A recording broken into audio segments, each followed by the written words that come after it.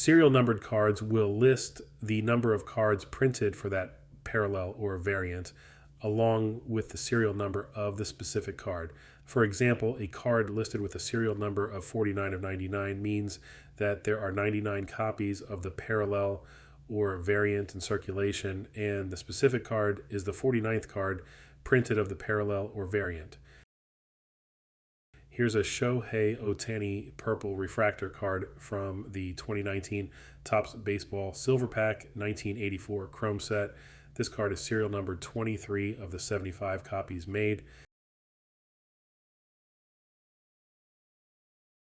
Here's a Victor Wembanyama Teal Ice Prism card from the 2023 to 24 Panini Prism basketball set. This card is serial numbered 114 of the 225 copies made. Here's a Patrick Mahomes Mojo Prism card from the 2020 Panini Prism Draft Picks football set. This is serial numbered 41 of the 49 copies made.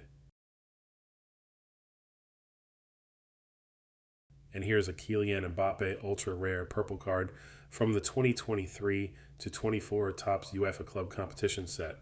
This card is serial numbered 99 of the 99 copies made.